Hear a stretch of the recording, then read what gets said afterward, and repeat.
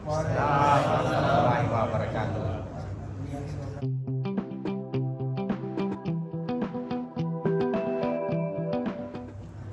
Yung binanggit ni Sheikh kasi, madalas ito yung dapat na una siguro na kumbaga kahit paunti-unti na ma-implement natin sa ating mga sarili kasi lagi nating ginagamit to. Ito yung unang-una yung pagpasok sa paggamit ng palikuran. So, dahil merong bilang tayo bilang Muslim, ang sinusundan natin ay ang Propeta Muhammad sallallahu alaihi wasallam. So, ano yung mga ginawa niya? Pinagbilin o tinagubilin? Pinagbilin. Oo. So, yun dapat ang ating sundin. Kasi upang makaiwas tayo sa mga di ka nais-nais katulad ng mga ginagawa ng hindi mga Muslim. Kung dati tayo, kung ano yung nakasanayan natin, lalo sa atin sa Pilipinas na ito yung lugar na kung saan hindi lugar na hindi mga Muslim. So, maaaring nagaya natin kung ano yung mga kaugalian nila. So, yun yung binata bilang sa Muslim na at nag-aaral tayo ng katuruan ng Islam. So, dapat unti-unti is tanggalin natin sa ating mga sarili o kung ano yung mga nakasanayan na hindi maganda. So, yung sinabi ni Sheikh is about the adabul istiqdamul hamam. Ibig sabihin yung mga etiquette or mga tawag sa Tagalog? Etiquette. Kaugalian. Kasanayan. Mga gawain sa paggamit ng palikuran. So, una is yung bago ka papasok ng CR is babagitin mo yung Bismillah. Meron tayong tinatawag na dua dito. Bismillah. Tapos, bago ka papasok sa CR, tapos banggitin mo yung Allahumma inni a'udzubika minal khubuthi wal khaba'ith. Ibig sabihin yung humihiling ka ng ano ba yung refute sa Tagalog? Nagpapakupkup ka sa Allah mula sa kasamaan ng mga lalaking jin at saka mga babaeng jin. So, tapos tulad ng sinabi ni Sheikh, ihakbang mo yung yung kaliwang paa. So, bago ka papasok, banggitin mo yung dua, tapos hakbang mo yung kaliwang paa. Pagkatapos sa loob ng CR, bawal yung makro siya, Sheikh. Anong hukom dyan, Sheikh? Yung pagsasalita makro. So, ano yung ibig sabihin ng makro? So, ibig sabihin, pagka madala, Ibig sabihin ng mapikas. Marami. Tindahan niya. Ano siya? Alanganing haram, alanganing ano. Hindi maganda gawain. Hindi siya magandang gawain. Pag ginawa mo siya, hindi ka nagkakasala.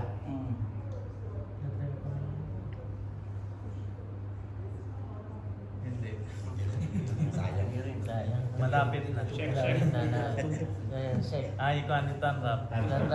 Umaga pagpatuloy na sa awal. Sige, ulit pagpatuloy. Ang ibig sabihin ng makro yun ay pinagbawalan siya. Pinagbawalan. Pero kahit gawin mo, hindi ka magkasalanan.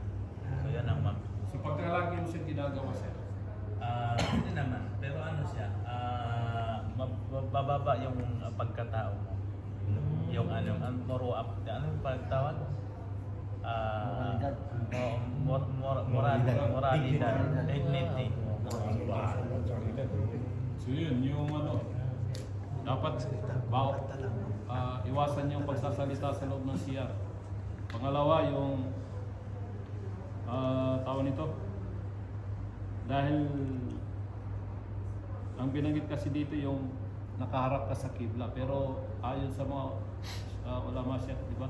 Pagka may harang na yung palikuran, kahit saan ka pwedeng humarap. Yung pagharap sa kibla, nagpakatalikod sa kibla, is pagka nasa labas ka na open area. So pinagbabawal yun. Tapos yung ito yung sa loob ng CR. Minsan kasi meron mga yung mga naninigarilyo. Minsan ginagamit yung sigarilyo sa loob ng CR para pang tabuin ng lamok. Pero isa din yun sa unang-una yung paggamit ng sigarilyo is haram, di ba? So dadagdagan mo pa ng hindi ka nais-nais na gawain sa loob ng CR.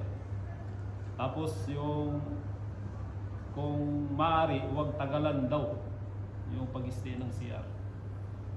Kumbaga, kung tapos ka na sa wag, kasi minsan may Iba nag-cellphone pa, no? nagsisilpon pa, minsan Chat-chat. kung ano pang ginagawa sa CR. So yun yung mga kasama sa mga makro.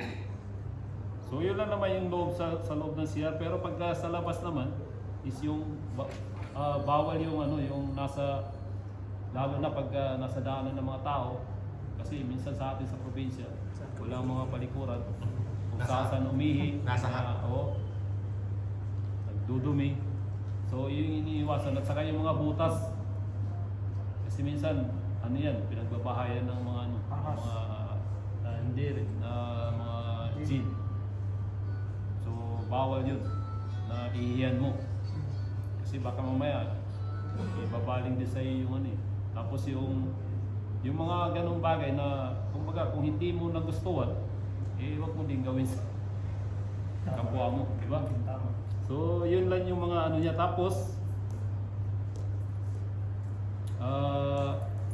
sa paglabas, alam niyo na yung paglabas, kung kaliwa yung pinasok mo, paglabas kanan. Tapos banggitin mo yung gofrano. Kanan o kaliwa? Ha? Kanan o kaliwa? Kanan. Sa pagpasok, Kanan kaliwa. paglabas. Ha? Paglabas. Oh, kanan pagpasok, kaliwa pagpasok, kanan paglabas. Tapos paglabas, banggitin mo yung gofranak. Ano yung dupranak? Sabihin, humingi ka ng kapatawaran sa Allah. So, mayroong question dyan, bro. Bakit binabanggit na yung gofranak, humingi ka ng kapatawaran, galing ka sa CR? Nag-CR ka lang naman. May tanong dyan. Bakit? Tanong namin, bakit? So, dahil yan, medyo so siguro kailangan natin ipasa sa ating Diba kita? Ikaw lang yung walang sasagot niya. Aywa, bismillah. So, assignment ni Saud yan. Kung kailangan. siguro, konting lang, i-correct lang ni Chef about sa pagsabi ng gofranak. Kasi ang mga sahaba, kasi di ba, lahat ng bagay na to ay nanggagaling sa propeta sallallahu alaihi wasallam. So ibig sabihin, sa panahon nila, grabe yung mga iman nila, yung pag-iibada nila. Sa mga sahaba, hindi kumbaga laging basa yung bibig nila sa paggunit kasalan. Dikir lang. Oo. Kaya nga, yung binanggit natin, nung pagpasok sa CR, is pinagbawalan tayo magsalita, tigil na yung salita nila. So, tigil din yung pag-tasbih nila, pag-zikir. Kaya, yung bawat oras sa kanila is parang mahalaga, yung segundo. Kaya paglabas, humihingi sila ng kapatawaran sa Allah dahil natigil yung kanilang paggunita. So, yun na yung konting alam ko. Patungkol doon. Yung hikmah niya ba? Yung wisdom. Bakit magsasalita tayo ng gofranak? Ustad Saud talaga. Masya Allah. Jazakallah, wala ka laubi. Masya Allah. Hindi, meron pa yan. May tanong sila. Sila may tanong tungkol doon. May tanong na. Para Ayun, Musa. Kasi i-correct lang sa Sheikh Maria. Kasi Di ba pag nasa loob tayo ng siyat, bawal magbanggit ng pangalan ng magbanggit? Oo, tama. Nakalimutan niyo, bawal banggitin ang pangalan ng Allah. Kaya nga bawal yung pagtikil. sino pa? Parang masakit. May tanong ako doon, sir. Yung tulad dito, consider na siya rin hadir. May Saud. Yung dito sa kwan natin sa masjid. Pagpasok mo dyan, consider na siya siya. Saan din? Yan siya. Sa hugasan, uruan. Ano? Okay na? Yung ano yung Pinto mismo ng bathroom. Ha? Yung lumusog sa CR. Isang may nagbabati na sa loob ng CR, ibang lahi ko na rin. Ano yun? May nagbati na. Assalamualaikum. Pinto kung simbat. Hindi, Hindi ko siya sa kutyan. Pero paglabas, pinto yun. Pwede mo siya paliwanag. Diba ano yung Sa kaya lang, kasama sa etiquette yan ang mga salita. Makina. Pero hindi ako sumasagot. Ako nga. Sa mga bago. Ako Kaya din mo, matulpin. Isang dyan, Baka may nagbabalit nagbabalit yan sa sa wall. Sabi ko, hindi ako. Sabi ko, ma'am, sa mga bago. kuha ka na. Sa labas. Sa kaya nareho ka. Okay, sa bata may libre. Sakit yung ano niyan. Wala ba magsasaulo? Kasi minsan nakakalimutan ng bago, nagsasaulo sa siya. Pwede, ano lang, basta huwag mo- Pwede siguro sa isip, pero wag lang ilabas. Huwag lang sa salita. no? Minsan, balik sa isip mo yung memorize mo. Yung tempo na may dance.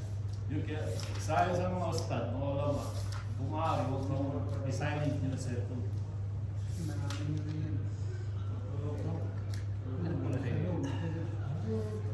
I-clear mo muna router, paano yun? Oh, Saan pinto? Madami kasing pinto dyan. si siya ka mag-clear to. Anong pinto? Kami ini pag-uubuan nila sa mga kung sino na siya ang bata ng katang. Bukuan dito. Dito.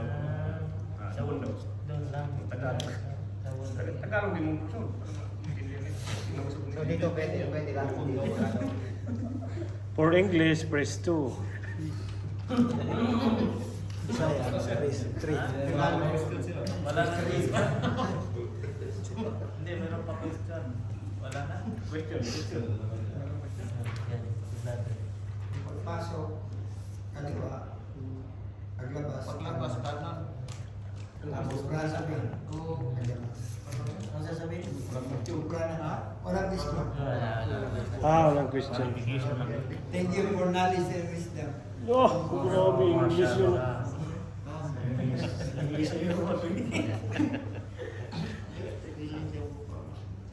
Wala pa si Sheikh Zaki. Pupunta ba yan? Siya na tuloy. Tawagan ka.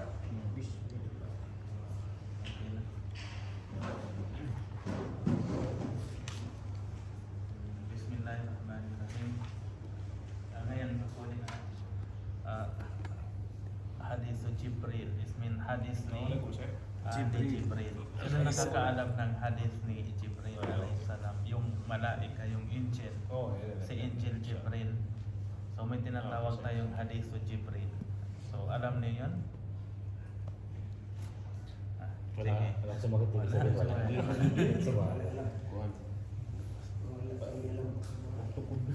Unin hadis Jibril.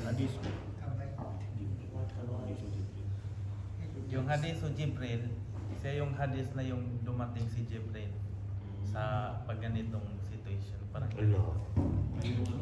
alam mo yan dito. So, sabi, yung hadis na yun, parang riniwaya o sinabi galing kay Omar.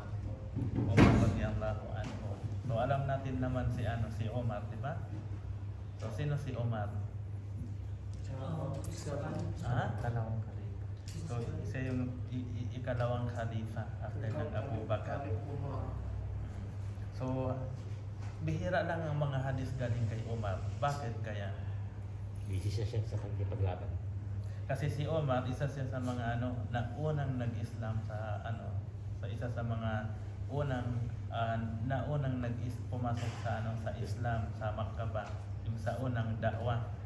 Pero kung titingnan mo yung hadis mula sa kanya, kunti lang. Kasi sila, busy sila sa pag-khalifa, pag-amir, pag-organize ng mga Muslim, mga Baitul Mal, busy sila sa pag-iisip kung paano bubuksan yung isang lugar na hawak ng mga non-Muslim. So sa panahon ni Umar, naabot sila sa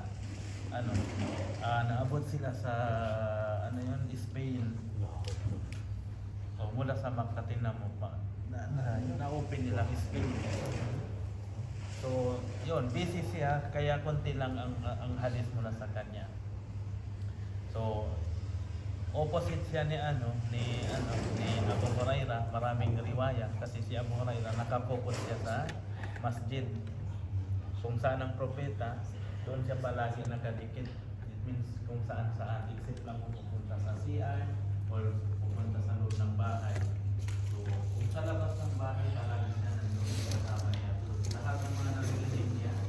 So, ano yun?